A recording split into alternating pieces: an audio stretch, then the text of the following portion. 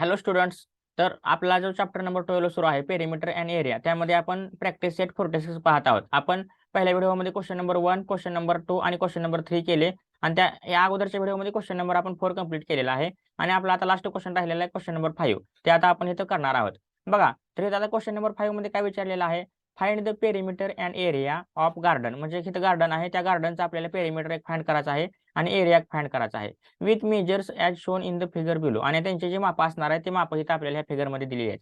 बघा, हे डायग्राम आहे आणि डायग्राम सगळे स्क्वेअर आहेत. आता बघा, इथून जर मी हे केलं तर हे एक स्क्वेअर होणार. हे मी काय करतो, अगोदर हे डॉटेड लाईन इथून काढतो.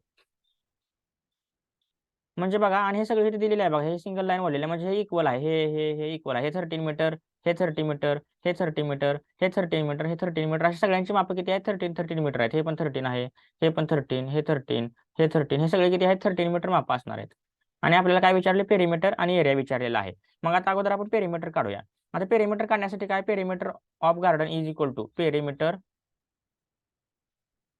Of garden is equal to काय असणार आहे? Sum of all sides. Sum of all sides म्हणजे सगळ्या बाजूंची बेरीज. आणि आता इथे बाजू किती आहेत बघा. आता इथे जर बघितलं तर बघा, हे आता सुरुवातीपासून एक एक एक एक बघूया. बघा, हे इथून सुरुवात केली आपण, हे पहिली बाजू झाली. त्यानंतर इथून हे बघा, हे दुसरी आहे, हे तिसरी आहे, हे 3 बाजू झाल्या आणि सगळ्यांची माप सारखीच आहेत. सगळ्या 13 मीटरच्या आहेत.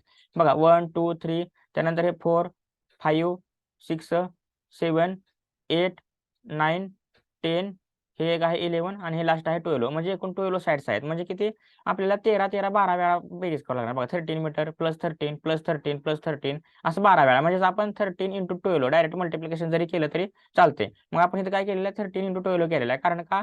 कारण हे 12 साइड्स आहेत एकूण 13 मीटरच्या. आणि ह्याचं उत्तर किती येणार? 13 इंटू 12 इज इक्वल टू, बघा इथे बाजूला आपण करूया, 13 इंटू 12 आपल्याला किती मिळणार आहे बघा. 12 3 36 आणि 12 वन 12 आणि प्लस हे 3 15 म्हणजे किती?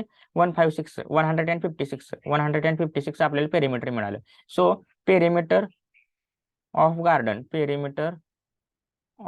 गार्डन इज किती असणार आहे? पेरिमीटर 156 मीटर हे आपल्याला पेरिमीटर मिळालेलं आहे. मी ह्याला काय करतो, एक बॉक्स करतो. हे पेरिमीटर मिळालं. हे झालं आपल्या शब्दामध्ये उत्तर.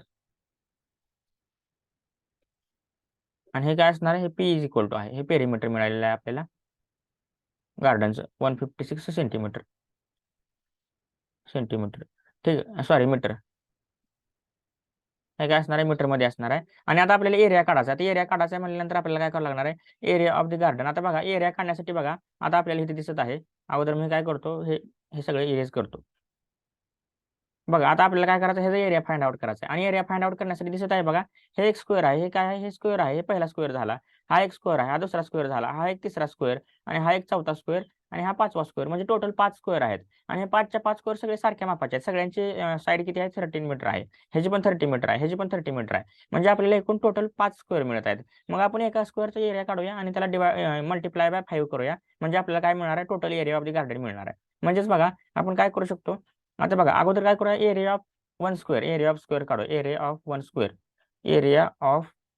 One square is equal to, आता स्क्वेअरचा एरिया तर माहिती आहे काय असणार आहे? Side square. एरियाचा फॉर्म्युला काय? Side square is equal to, आता साईड किती आहे? साईड इथं 13 मीटर दिलेली आहे. इथे किती दिलेले आहे? 13 मीटर दिलेले आहे. म्हणजे 13चा स्क्वेअर किती येणार आहे? 13चा स्क्वेअर इथं 169 येणार आहे. किती येणार आहे? 169 मीटर.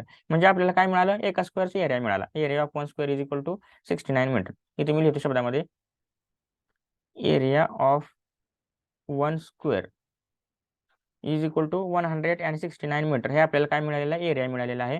ह्याला मी स्क्वेअर करतो, बॉक्स करतो आणि इक्वेशन 1 म्हणून नाव देतो मी ह्याला. काय म्हणतो ह्याला? इक्वेशन 1. हे आपलं इक्वेशन 1 झालं.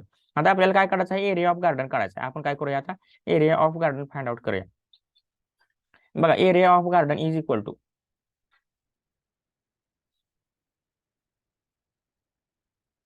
Area of garden is equal to काय असणार? 5 into area of one square. 5 into area of one square. बघा, आता 5 into area of one square किती आहे? 169 आहे. एरिया ऑफ वन स्क्वेअर किती दिसत आहे? 169 दिसत आहे. 169 हे आपण कुठून घेतलेलं आहे? From equation 1 is equal to, बघा आता इथे मल्टिप्लिकेशन करतो मी. 169 इंटू 5, 169 इंटू 5 किती येत आहे बघा? 5 9 45.